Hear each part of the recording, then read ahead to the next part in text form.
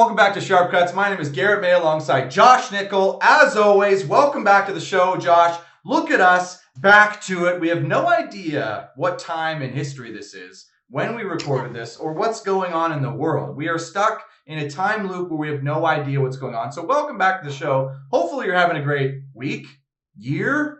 No idea, Josh. How are you doing this Tuesday? Friday? Who would know, Garrett, that the hardest part about running a podcast isn't actually like recording the content? It's getting it posted on time so you don't have a logjam of content in the back end. So like this is good. It's good to be back. Again, we're streaking, but to our loyal listeners, they're probably like, no, you guys keep missing a weeks here and there. But, you know, to us, this is a streak. We have no idea what's happening. Are we streaking? Comment down below. No, we have no idea what's going on. So we're going to talk some volleyball today. If it's your first time joining us, thank you so much. Hit that subscribe button, 5-star the podcast. All that great stuff. We talk about volleyball, beach volleyball, all things volleyball here because we are volleyball nerds, Josh. But we got a great guest today. And Josh, you're the guest guy. And there's a little bit of nepotism happening in this episode. But I think we got to be okay with it. We'll see how it goes. If this guest is good, then I mean, credit to you. But if it doesn't go that well, then maybe we need to... Anyways, welcome to the podcast. Setter for the York men's volleyball team, Jasraj and Nijjar. Welcome, Jazz. How are you doing, buddy? Hopefully I said your name correctly, unlike the announcer at York. Oh, yeah, it's pretty good. Pretty good? Okay, I got to get better, I guess. But I guess I'm qualified to be an announcer at York University now, right? Yeah, for sure. How are you doing? I mean, for those listening, you can't see, but if you're watching, you can see that, Jazz, you are joining us from the York team room, right? Is this even, are we going to get copyright claimed or something? Are we okay? We're good. No one's here. It's around 8:44 and we already have a practice. So again, I always spend the time here because like I get to study, sleep, and this was pretty much my room at one point. So Garrett, fun fact about the team room. You know, in the women's game, somebody goes up 2-0 and you have your meeting, and then it goes 3, and then it goes 4, and then it goes 5. So you're just like killing time, and you don't want to talk about the game plan anymore. Me and the other coaches added up the shoes in the room, Garrett. And fun fact, there's over $10,000 of shoes in that team room because I don't know if people did this in your day, Garrett, in the OUA. Everybody has like 4 or 5 pairs of shoes, and they're all nice. No one did that in my day. I don't think other places do that either. Like 1 or 2 pairs of shoes. Who's got 5 pairs of shoes? And why? There's, I think, variety, I guess. Variety. How many do you, Jazz? You have like 3 that you wear, and probably you're like the ones you have for game day. I have 4 right now. I have my 4th pair is my game day pair, which are Harden 3s that I wear only for game day. Then I have 2 of my Nike Hyper Attacks that I got.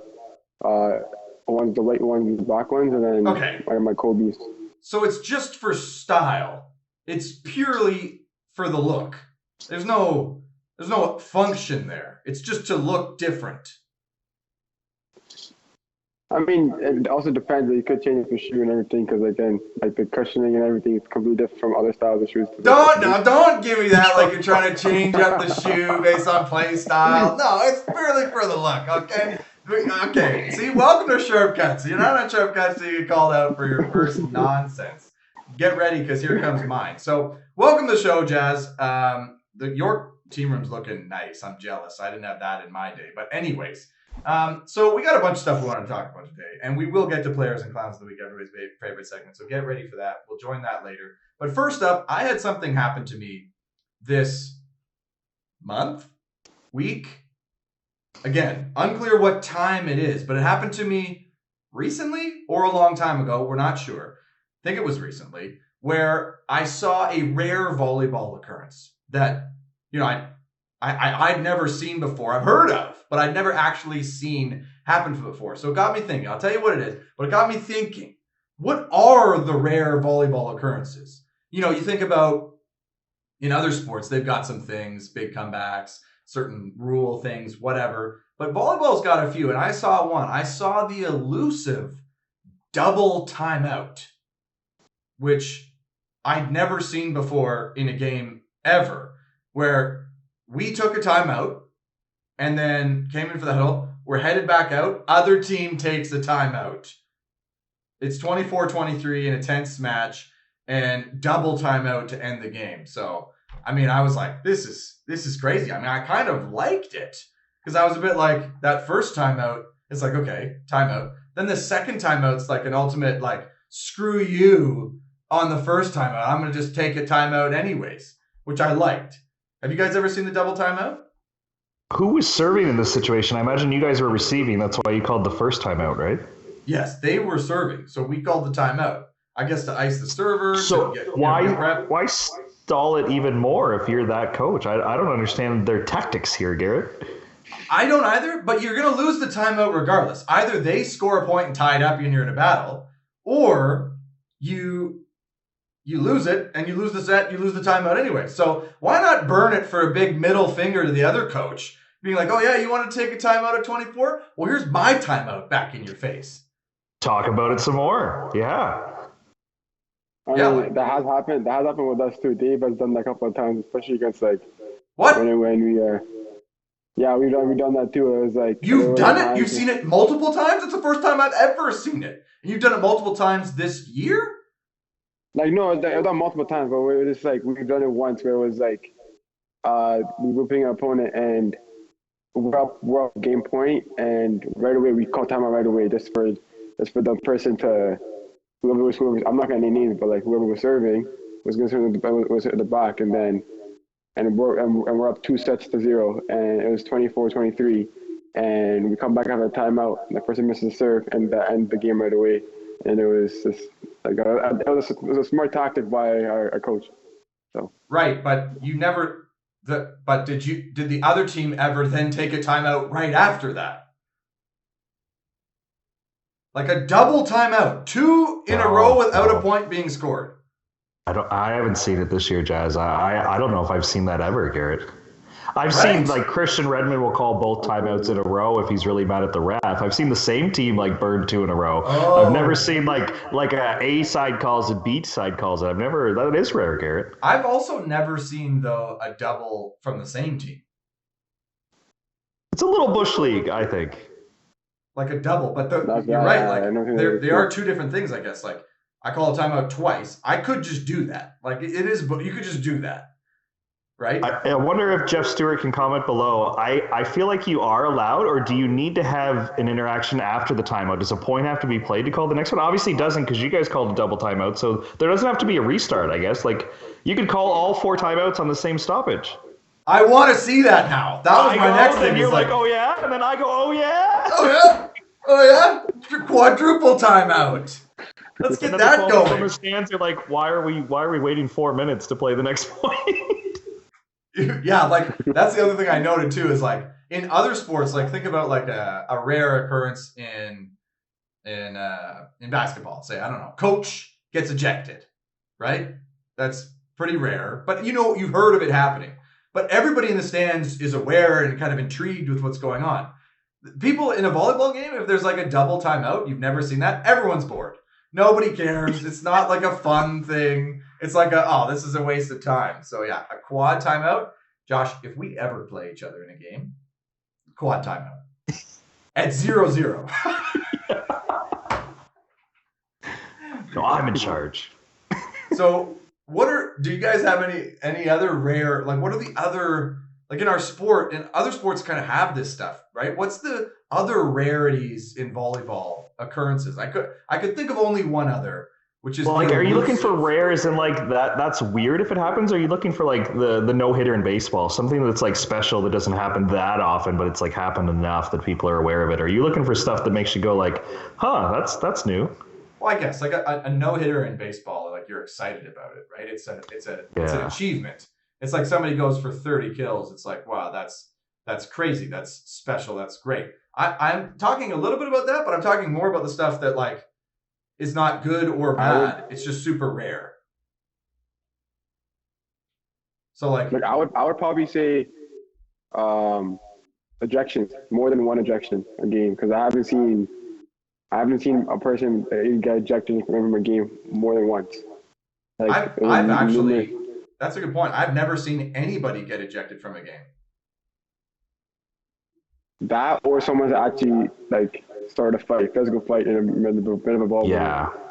Yeah, fights are definitely rare. I mean, but that's bad, right? Like that's a It bad. is bad. That's It's a bad bad, occurrence though, yeah, for sure. right? That's really bad. But like, You know so what's you could just rare that's a big rush? I really appreciate the reverse sweep. Like you go down 2, Garrett, and you come back in 5. Like the reverse sweep is a pretty big rush. But dude, that happens so often.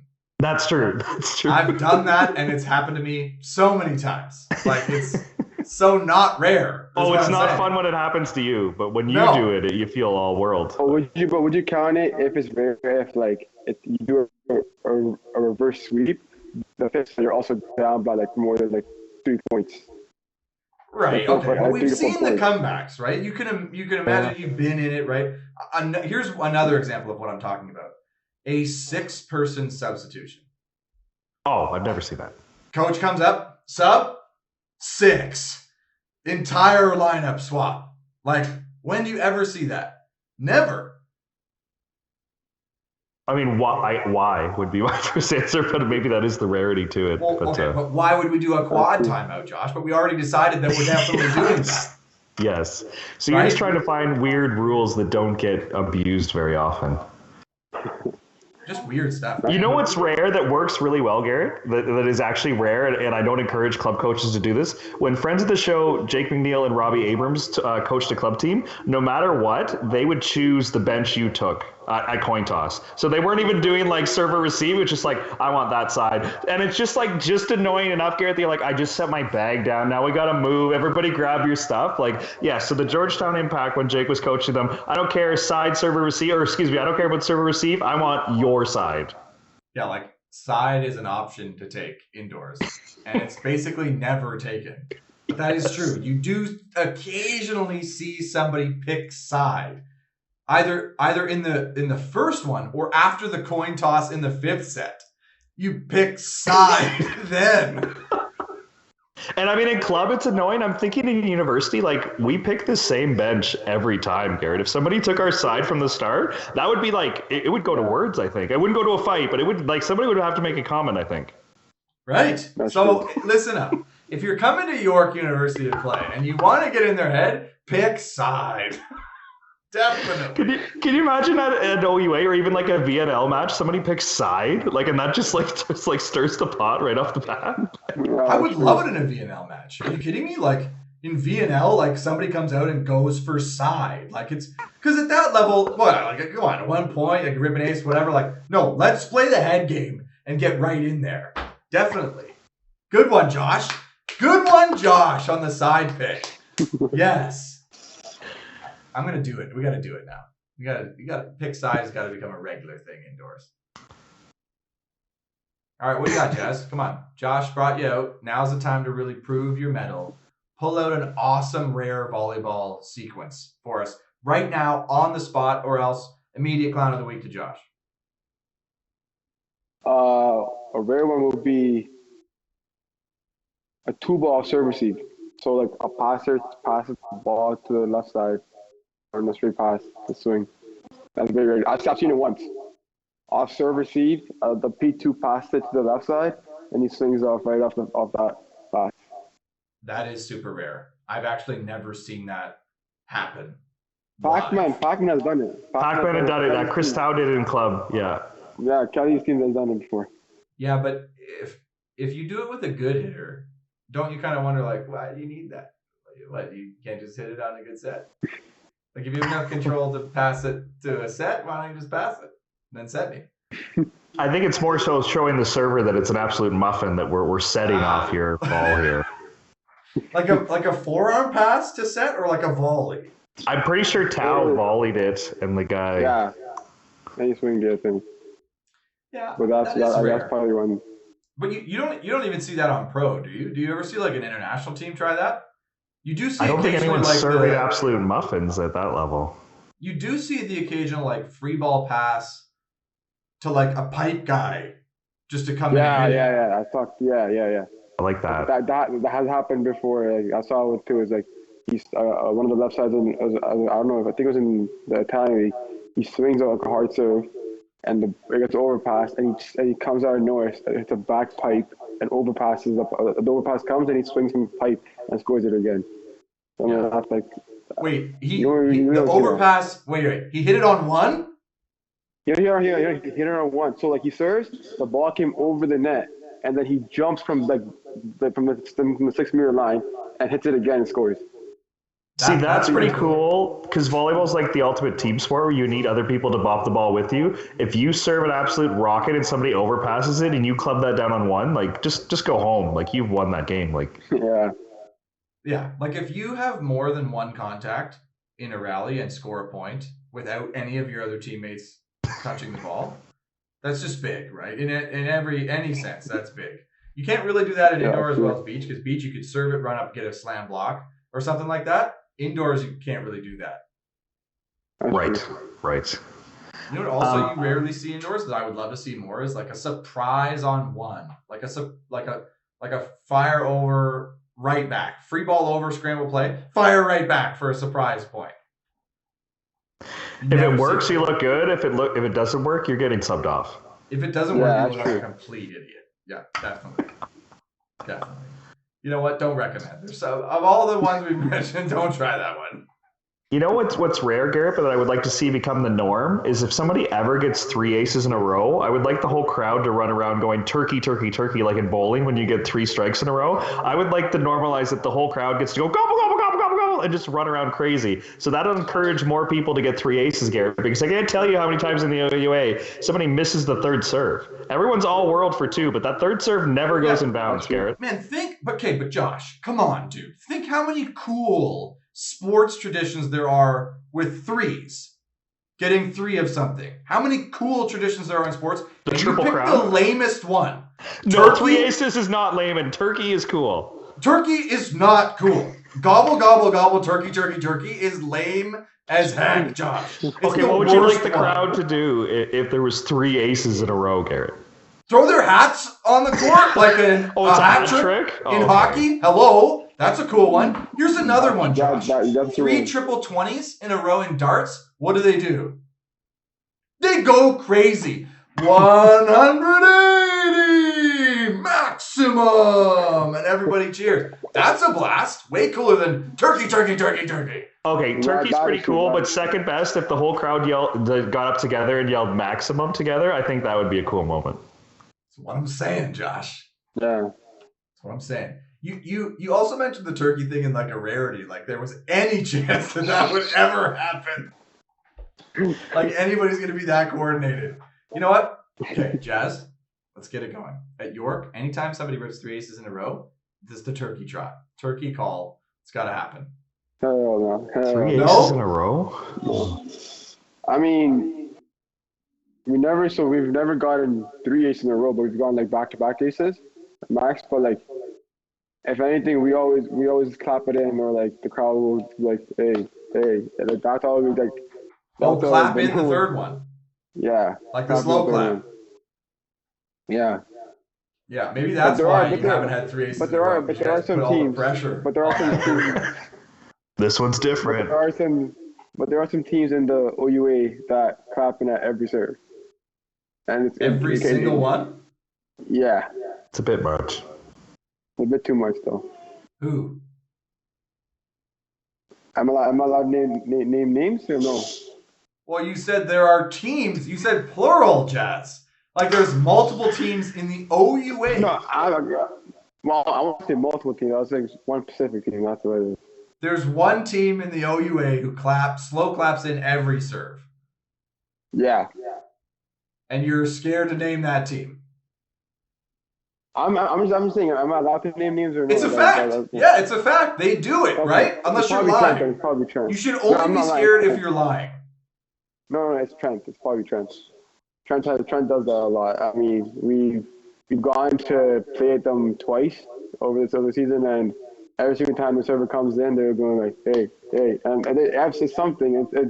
And then the whole crowd joins them with them, and it's not even like we get it if it's like game point or the good like at the end of the set, but it's like they'll start it from like serve 1 because the first serve they get, they're going at it till the end of the match, and it's like so it's like 8-6 and they're slow clapping. Yeah, and they're still slow clapping. Yeah, exactly. Okay. Yeah.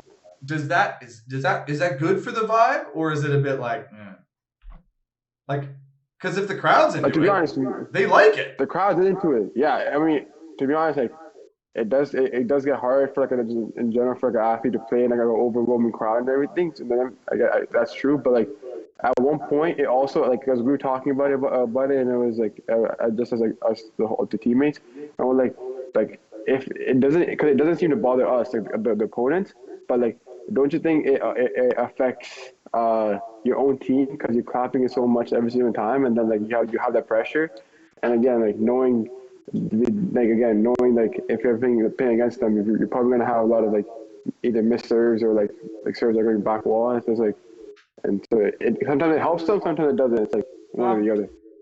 Well, maybe they should start clapping in the opponent and really put the pressure on and like really build up that. Wouldn't that be a thing, Josh? You'd want to see? Yeah. Is the crowd like That's cheering for the opponent in a way that's going to add to the pressure of the situation? So when Redeemer hosted OCAA men's one year, Garrett, their gym is actually quite small. Like they put a couple hundred people in there and it feels full, and they had the drum going and they were chanting "miss," and I thought that was like a really cool environment to like put a little pressure on the team. Get a little home court advantage going, where like a couple hundred rowdy students chanting "miss" at your server. That's pretty cool. That's harsh. Yeah. That's intense. That's a punch in the mind. Segueing to the other thing I wanted to talk about is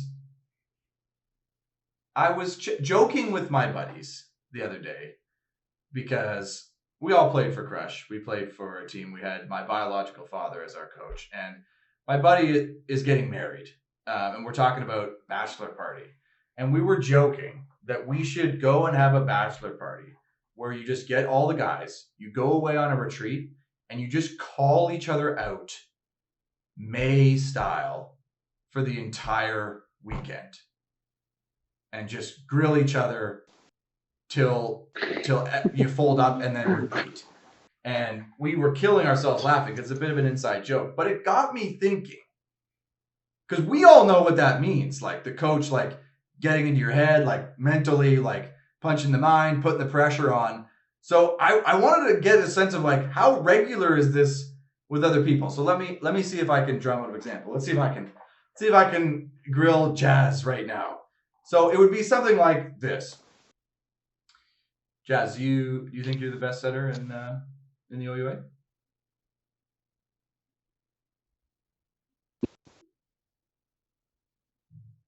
See, I've already folded him up, Josh, because he can't even respond because he's so shook by my comments. Let me try it with you, Josh. See if you can withstand the pressure. So it'd be like, okay, Josh, are you seriously creating a high performance environment in your next gen coaching? Yeah. You know that for a fact. There's nothing you could be doing better. Just because you could do better, I don't think it doesn't mean you aren't doing something. Well, high performance environment, right? You got to create kind of the best mentality, right? But does that mean it has to be at its best, like it's like a finished product or something? Yeah, absolutely. It's got to be good enough to be the best. Good enough to be the best. You got to be the best. Oh, he's back. Yeah, no, we listen. Okay, we get it, Jazz. It cut out. No, we know I completely folded you up. So that's what happened. And now I'm grilling Josh. And I think everybody's getting I don't know if you're getting a sense, but like that back and forth, like Josh, you're hanging with me because you're unintimidated by me. I just don't like the word choice of best there. I think that's what I'm hung up on here is you're treating I'm turning it all like into it's a something finished that's product just, here. I'm just bothering you. I'm just bothering you, basically. Right? Like that's true. Your dad was very gifted at that. He would ask you a question and you would answer, and he would just kind of give a pause and be like, huh. And then you'd like start to like, what is he hawing about? Like, what is he so hesitant about? And then he would ask like a follow-up question, and then you start spinning your wheels a little bit. Yeah, it happens. Yeah, like why? And then we go a layer deeper. Let's go a layer deeper, John. Why is my word choice of best bothering you so much? If you really thought you were the best, why would you even be bothered by it? Because once again, you're treating best as in like it's done, like it can't get any better. Where I think things could always get better, Garrett. You're always adjusting, always moving. No, you can get better, but being the best. Better at being the best. like let's give an example. Norway is the best men's team in the world, but guess what? They keep winning tournaments. They keep getting better at things, Garrett. So like Norway 2 years ago, they're better than they were now, but 2 years ago they were still the best. You know what I mean? Like it's not a finished thing. Yeah, that's what I'm saying. No, it's not. You said that when I said yes, you're like, there's nothing you could be doing better. So you're therefore implying that like this is the top of the mountain and there's nowhere to go. Where I'm saying there's still more. Yeah, there's definitely more, but you are the best as well. The best compared to what, I guess, is the question here. Well, in the world. What else are we trying to do here? In the world? No, we're not the best in the world. We don't have the best environment in the world. No. Yeah, why not? Funding. If I had more money, if we had more listeners for the show, Garrett, if we had more resources, then I'd be the best in the world. See, making a joke, escaping from it. Jazz, you got lucky, okay? Because that honestly, some people are super into listening to people talk like that, right? That kind of, like really just semantics, like pushing each other, just like challenging each other. Some people are super into that. Some people, while we were doing that, Josh, people left the episode. Like people turned it off. Probably. While we were talking like that, because so that's the kind of mentality that my biological father would bring to our. What's the end game when you're having these conversations? Obviously, if you're being honest and you're trying to get like to the root of it to maybe like make some changes or get to the solution, but if you're just doing this to like make things uncomfortable, that kind of makes you a jerk, I think. Well, there's definitely a piece in it of being a bit of a jerk, like.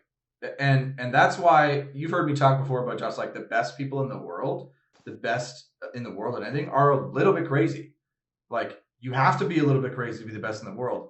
And so how do you get somebody to that when they're not?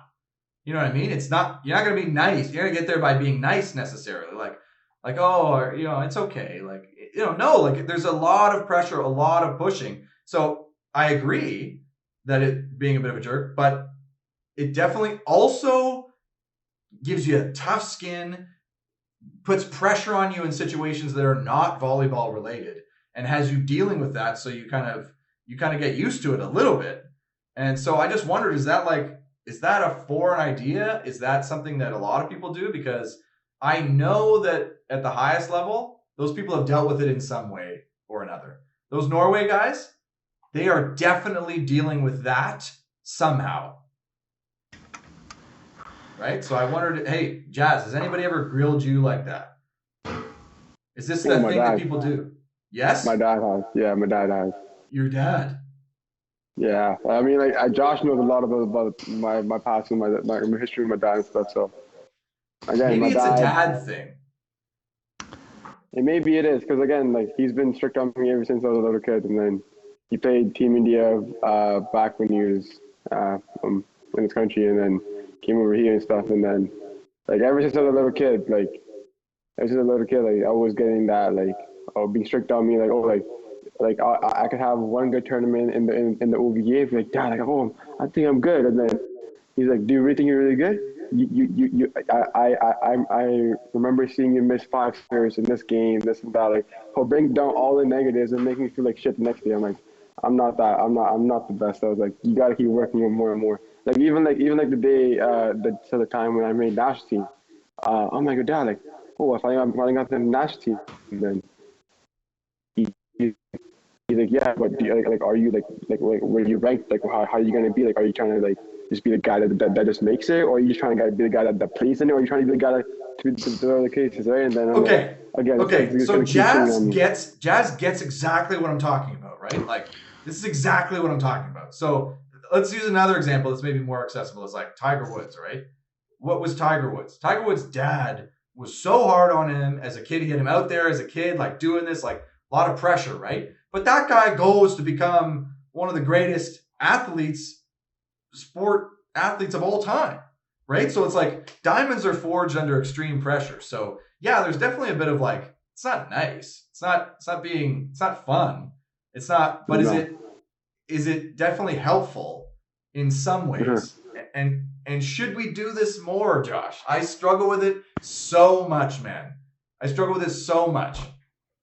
Well, just quick segue. I think the one part that I took from Tiger Woods' story that I thought was awesome was his dad never told him to play golf. When he got to a certain age, Tiger had to ask. So I think there was like a little bit of internal manipulation there too, where it's just like it wasn't. He got home from school and his dad's like, "Come on, we're going to the course." It was like, "Dad, can we go to the course?" So I thought that was cool. But anyways, yes, he was very strict and very hard. Where, Garrett, just what's the end game? So you're saying your dad wanted you to be the best in the world. That's why he spoke to you like this. Like does it leave volleyball? Was he like this with like your math homework too? Like I'm trying to figure out what we're pushing and prodding for. Yeah, it was a sphere of influence over my life. There would be areas where he would, but then it would get further out from the core of it, and then it was far nicer and like. So is the process of asking these questions and getting you to reflect, to me, where you were kind of leading me, where my brain was going is like, you get upset when somebody feels like they're questioning like your values or like your work ethic, like what you take seriously. So if you start to reflect and Garrett catches me being like,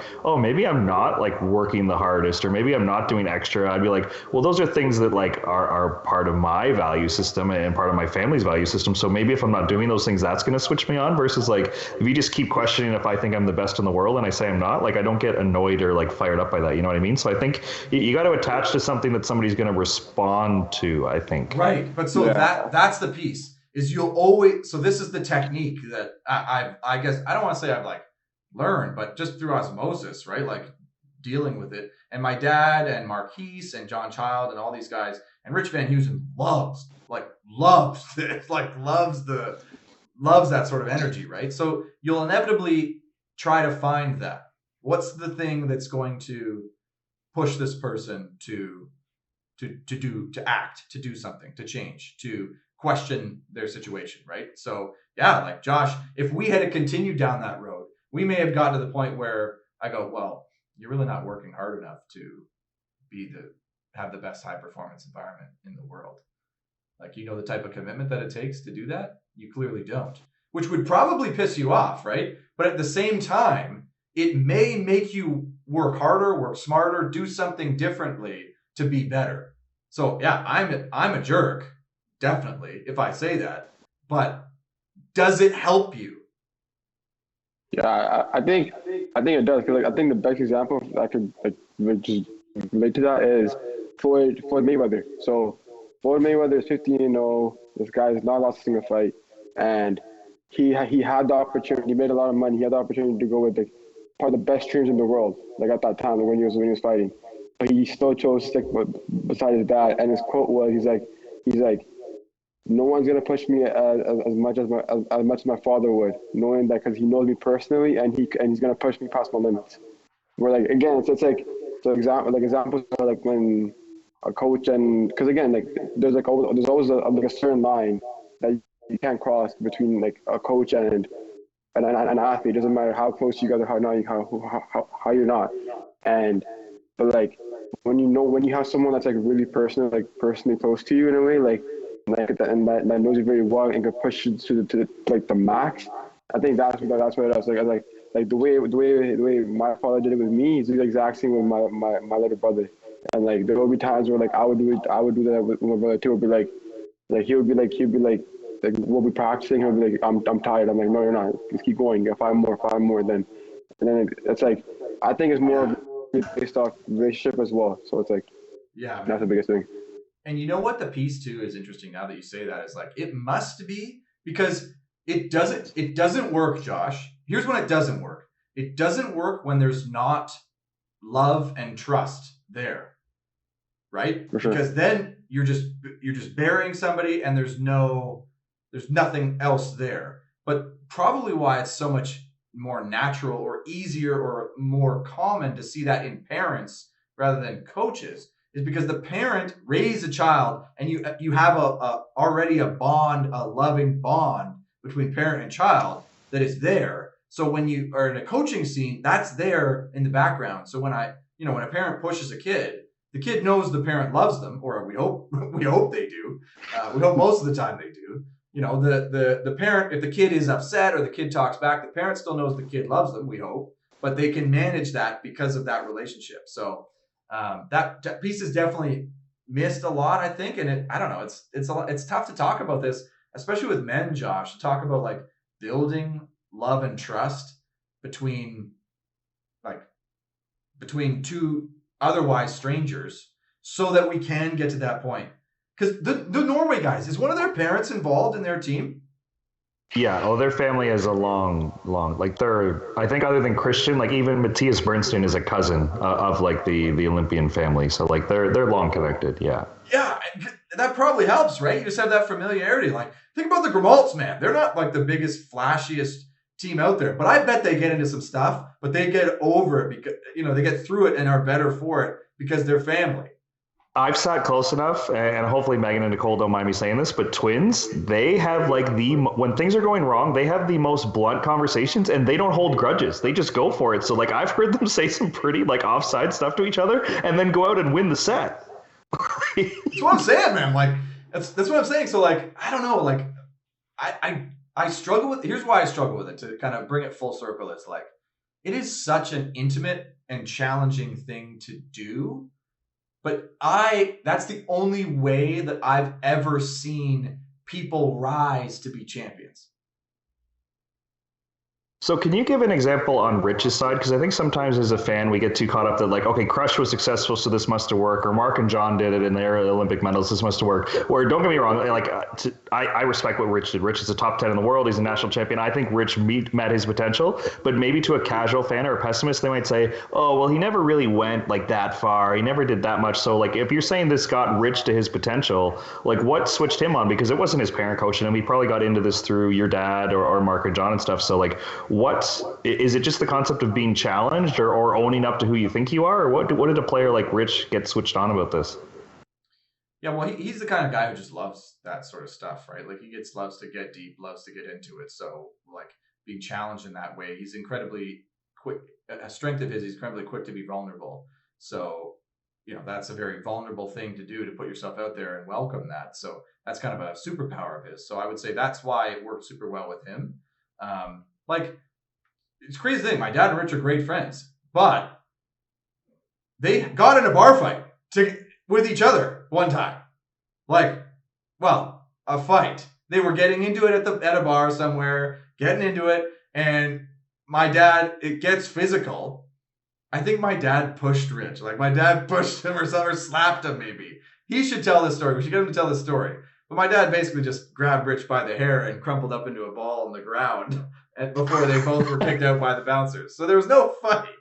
But it was like, that's the type of intensity. And then, I don't know, they got through it. They got over it. They're still, they were maybe better for it, maybe no worse for wear. So, like, I don't know, like beach volleyball definitely has a lot of mental skills. So like that definitely, I think all of that probably helped Rich. But like you still have to train and be a great volleyball player. Like you're not gonna, so that's true. Like it's not like it's just gonna help on its own, right? I Like if I also go challenge think the worst player in the world mentally, and they become a champion mentally, they still suck at volleyball. It's not gonna do anything. No, I don't think you're changing a D plus athlete into an A plus athlete, but this might turn a B minus into an A or a C minus into a B. Like I think you can make some gains here. I'll give you a great example. I think like with this is a great example of a guy who's was really not that good, but just tough as nails. That guy, one of the toughest dudes you'll ever meet. Gold medalist, the Olympics. Like, I don't know. So, sorry, Jazz, I interrupted you, but yeah. No, it's all good. I think I think this is what is like the missing piece between like guys. Like, so again, like me and Josh and even like our coach at York, we've always talked. But like, this is where like it defines like the top 10% of your team to like the bottom like 80 to the 10s. Whereas like it's all about mindset too. I think like it's a helpful tool where like like when you push a person like to its limits, and then that also makes them stronger mentally as well, right? And it makes them mentally stronger. So it's like then they won't be as nervous, because again, there's been times like a lot of guys like will like admit to it that they got nervous in a big game. They're like a big crowd and everything like that, and then like But like knowing that you have already you go through on a daily basis with like your coaches or your dad or whoever it is that you're doing it with, and then that moment just becomes like a moment for you. It's like, okay, like, I've been through this like multiple times. This is another moment for me. Like, let's get over with it and move on with my day.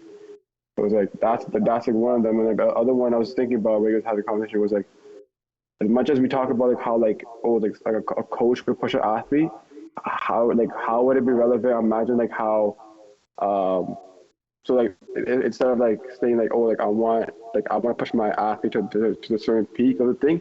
Imagine if the roles were switched, where like players want to play for a coach, like players want to go out of their own way, like they'll do the extra the extra stuff, like extra reps, like okay, like he wants me to do this and that, like if you have that type of relationship with like a coach that you really want to play for, like I could bet I could give you like a couple of like the person's probably one of them. Like probably a lot of guys that, especially in Mac too, like they'll probably go out there, like they'll probably throw their body out on the line just to play for that guy. Like it's like really nice guy, great guy, great coach and everything. Another example will probably be like Benjo from fraternity. Like again, he coached me in the summer. Like I got to see him like face to face. So it was like pretty. It was a pretty cool thing. So I'm like, that could be also be a game changer too. As much as we want coaches to push athletes, but there are also times where like athletes automatically just get influenced by coaches, like the way they coach and teach others in like a different aspect of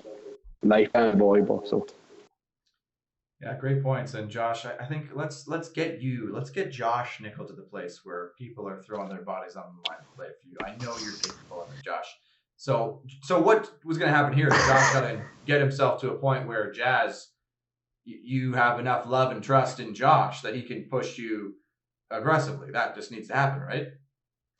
Yeah, that's the key here. I think that's where it gets abused, and I think that's where movies lead us wrong. Is where like coaches try to like go and be tough on guys and rip them up. If it's not coming from a place of love, then it's not genuine, and the person they're not gonna respond the way you think they are. I think so. Yeah. That's the biggest challenge. Is you got to have some trust equity, some love equity before you can push these buttons. I think. Okay, so lesson for everybody: go to your coaches, teammates, players, look them dead in the eye. Look them dead in the eye and say, I love you. It's where does safe sport fit into all of this, Garrett? I think that's no. What do you mean safe sport? I love you. What do you mean safe sport? Come on. Yeah, see, there you go. Okay, Josh brought up safe sport. It's a signal that we should move on to everybody's favorite segment of the week. Players and clowns of the week.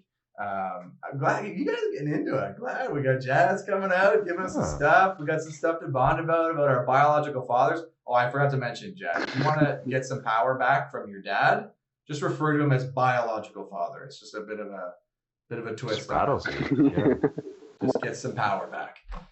Anyways, I'm gonna go first because my players of the week are pretty lame. I think I have an okay clown, but my players of the week are pretty lame. So here's my players of the week, just to set the stage. So first off, it's got to go to Kelly Smith. Kelly Smith, congrats, player of the week. We're trying to get the Pac-Man view here. So do you think, Jazz, if I give player of the week to Kelly Smith, we may get some of that? For sure, 100%. For sure. 100%? Then Kelly Smith is the player of the week. Absolutely. Continuing on, I've got another one just to hedge my bets, as you know I like to do, Josh. Another player of the week goes to Sean McKay for coaching the Saskatchewan men's volleyball team and dominating Team Ontario with Jazz on it. So sorry, Jazz. Sean McKay gets a player of the week. Feel it. Congrats, Sean, for beating a guest on the show. Keeping things rolling.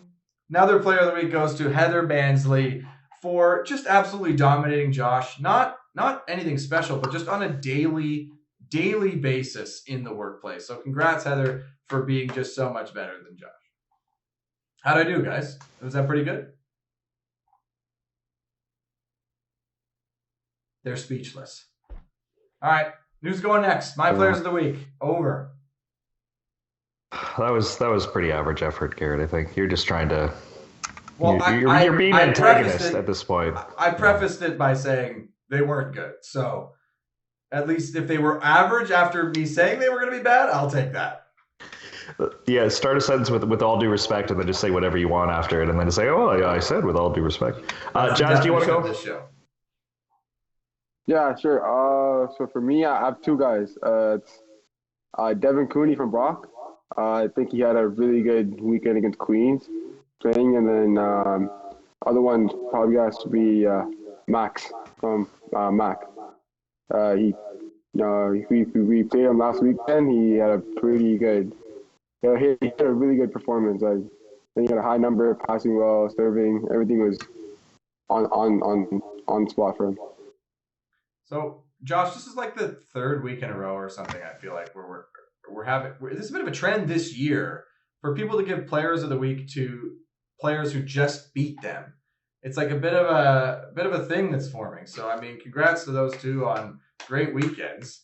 But gosh, we got some nice people trying to like be good sports here on the show. So I don't know what it is, but Garrett, I've never seen Maxime Graton play live before, but if you were there, you would have given it to him too, because we had guys absolutely ripping spin serves, and he was just like throwing arms at it, passing nails. They were running middles off it. I don't think we stopped him at the net all game. Like he was just, I think he blocked middle one rotation just for fun to show how good he is. He can do it all. He had a great game. So, anyways, that's my add-in, Garrett. My players of the week, I'll give a soft one, an asterisk. This one isn't an official one, but I would just like to thank whoever made the schedule in the OUA, because it was all meaningful games leading down the stretch here, Garrett, where the playoffs are going to come down to one or two games, and whoever had the foresight to make the schedule, the teams who need the wins are playing each other. So it's really meaningful down the end, and it's not just at the top, Garrett. Like even Trent played RMC, so then like near the end of their season, they're still playing meaningful games, going to 5, trying to win games, where like TMU lost to Waterloo in like a must-win game.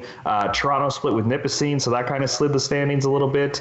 Brock beat Queens, which like kind of shuffled the deck as well. Like there was just so many meaningful matches going on. And this weekend, your York Lions, Garrett, as we're recording this, we play Windsor, and that has huge implications where like the winner of this series can finish as high as second. The loser can drop to like 4 or 5. So again, I don't know who made the schedule, but I think they're a bit of a time traveler because they made it work for this. So not my official player of the week, but I just want to say for our sport, this is pretty cool. But my actual player of the week, the first one I'll give to Sven Trudell from the Cambrian Golden Shield in the OCAA, Garrett. They finished third this year. They have a really good team, and he's a big part of it. He got 16 kills against Niagara to beat them 3-1, 19 points on the match. And against Conestoga, a 5-set win, 26 points. He basically won a set by himself. So the Cambrian Golden Shield are kind of an off and on team, Garrett. Sometimes strong, sometimes not. 13-5, good enough for third in the OCAA. So shout out to Sven Trudell. He used to be a beach guy. Hopefully we can get him back eventually. And my other player of the week goes to Western's Janelle Albert, putting up Garrett Bay-like stat lines. 22 kills, 8 airs on 50 attempts, throw in another 3 aces, good enough for 26.5 points to beat McMaster. That puts the Western Lady Mustangs in sole possession of second place in the OUA. So just a great time of year, Garrett. But I just love when people get like volume, but they actually get kills out of it too. It's one thing to set a player 60 times, but if they only get like 12 kills, who cares? But 22 on 50, and she got over 26 points. Not too shabby. yeah, that's pretty good. I love that you called it Garrett May numbers appropriate because talking about the Western today. So I appreciate that. And I love to see the Cambrian Golden Shield do well. I mean, I love to see that. I mean, those folks, I love to see them do well. Keep it up. Dominate. I hope they get a win in the playoffs. That'd be a blast. So thanks, Sven, for that. And thank you, Josh. I mean, you prefaced with an asterisk player of the week. You didn't want to go the whole way, but like, sounds like a legit player of the week. I mean, as a fan, Garrett, it made it super interesting because I've been checking the standings and results. I don't know who deserves credit. Maybe it's a robot who made the schedule. No, I think it's an actual person. But, like, I think that's all you can ask for from the schedule is playing meaningful matches down the stretch. So as I kind of scroll through, Guelph plays RMC, and somebody might say, well, they're playing RMC. If they don't win, Garrett, they don't make the playoffs. So it's like a must-win game against RMC. How often do you get to hear that? Like I said, we play Windsor. TMU, because they dropped the ball to Waterloo, now has to beat McMaster, which would be their first loss of the year. Queens plays Waterloo. You would say, like, oh, Queens should win that one. But if Waterloo wins both, I think they could force a tiebreaker to get into the playoffs. So, man, what a weekend we are ahead of that is already passed by the time this episode airs. But I'm still hyped up. Yeah, so check what happened. I mean, did it go well? Was it fun? Who knows? Okay, let's move on. Preemptive celebration that the York Lions made Final Four, Garrett. I'm just going to preemptively congratulate the York Lions for being in the Final Four as this episode airs. Okay, we'll see how that ages. Comment down below if he's wrong about that one. But All right, we got to get going here because we've talked a lot about cool stuff, but we got to get to the clowns of the week, and we don't have much time left because, again, we don't know what time it is. We don't know what day it is. We don't know where it is, but we know that I got to go. So let's get to this. So I'll start it off with my clowns of the week. So I kind of have, well, we'll see how it goes. So this week I have a clownception, Josh. A clown within a clown, a layered clownness. So let's see how this goes. So my clown of the week goes to Capilano University. Played them in the regular season, and they like to take timeouts after they give up a run of points. After they side out, they take a timeout. So it's kind of interesting. So, say it's 3-all, they go down 8-3, then they score 8-4, timeout. They'll take a timeout. So it's kind of a unique timeout strategy. But clown of the week for that happening 4 times in a row where they do that and come out and miss the serve. Like, unbelievable. Like, you're going to take a timeout, fine, but get your damn serve in afterwards. Like, what a weird series of volleyball. But Josh, here's why it's a clownception. Because Douglas College, the team that I work with, lost to Capilano in that game, doing that clown move. So who's the real clown here, Josh? The team who does the timeout and misses the serve after the timeout? Or the team who loses the team doing that clown move? So that's why it's a bit of a clownception. So it wasn't a fun night really for anybody, it sounds like. But a couple of clown activities that game. Clowns of the week. Tough. I'll go second, Jazz, just so you can think about it, because I know guests usually have the most trouble with clown of the week, because I don't like to call people out. Garrett, mine is an assist from one of our beach athletes who coaches club who had one of the worst referee experiences they've ever had. So imagine you're coaching 16-year boys, and you're at a club tournament, and you know the refs who are like extra sticklers, like the jersey's got to be tucked in, the score sheet's got to be done just right, the coin toss, the protocol. Well, they didn't give this athlete a timeout because they didn't actually do a scan before the point was played, and then they just blew in the whistle. So this person tried to call timeout, didn't get it, and then like made a comment to the ref. So sure enough, that's a yellow card. So we're already off on like a bad foot that like they're a stickler for the rules, but they don't actually know that like how to like feel the game, scan, see if the coach wants timeout, all that stuff. But the one that got me, Garrett, was after the boys shake hands. Apparently the referee was like nowhere to be found. Like they were standing by like between the baseline and the attack line on the far side. So you shake hands with your opponent, and then the guys just return to their bench and grab their stuff because it's a club tournament. You got to eat, you got to play your next game or whatever. The ref came and found them and gave them a red card for not shaking their hand. And thankfully, I don't know their name, the head official of this tournament intervened and said like, okay, like I understand like sportsmanship, they need to shake hands. Like this is wrong. But to give them a red card, it seems like a bit excessive. Like this is a teachable moment. How about we just speak to the boys? And the official doubles down, Garrett, and says, no, this is my judgment call. It's not protestable. They get a red card. So it's just interesting where I think 99 out of 100 OVA refs are probably good people and doing it for the right reasons. But every once in a while, you find that one power tripping ref who awarded a red card at the end of a match to a team for not shaking his hand when he wasn't even in the shaking hands line. So I don't know. I just don't like power tripping refs like this, Garrett. Well, and an absolutely meaningless red card in a match that is over. Right. So just a spite card. Like, why stop there? Why not give him all the cards? Give him a delay warning at the end of the game. Then say, no, you know what, yellow. And then go, okay, here's the red. Like, give them all the cards. Why? Who cares? The game's over. It doesn't matter. The game's over. There's just this huge report on the score sheet of all the things you did wrong after the last point. Yeah, like, when did they get the red card? Well, it was 25-21. Wait a minute. The game's over. Like, on game point, like, who cares? That is a very weird story and a definite earning of clown of the week. Big clown move. Jazz, what do you got for us, buddy? I'm still thinking about it. Right now, at the top of my head, I got nothing on this right now. You're not going to call anybody out. You got nothing? He's too much of a sweetheart. He's too much of a softie. He can't do it. Yeah, maybe. These Pac-Man guys, they act tough, Garrett, but when they're called to a decision, they can't make it. They can't actually... That's. I mean, I probably, if anything, I probably have to clown the week. It would probably be, I I was like again, like Josh said, like the good thing was our schedules are pretty like unique, but like there were times where our schedule were like kind of shit. Where like I remember we had to play um, Trent on a Friday, and then we finished that around like 10:30, 11. Got back home, got back to New York around 12:31, and then we woke up the next day around 9 a.m. just to go up and play on a 3 p.m. game. So it was like I think those.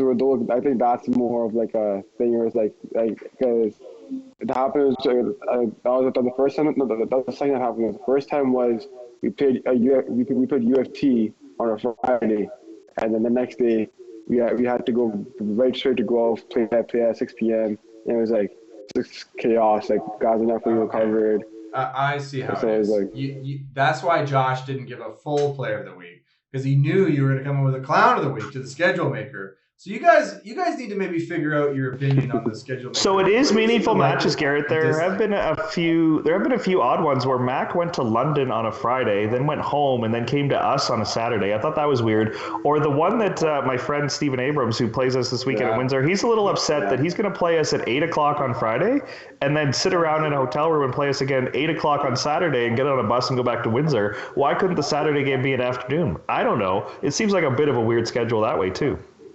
Yeah, well, you know what? Who really cares? Because it's all behind us now. We don't know what time it is, but we know this has all already happened. So it's over now. How did it turn out? York is apparently in the Final Four. We don't know this for sure, but congrats to them. Congrats on a great career to all their seniors who maybe their season's over. We don't know. This is the fun about this show, Josh, is you can make predictions like this, and when somebody's listening to it, it's happened. So you really lay it on the line there. So, anyways, we're going too late.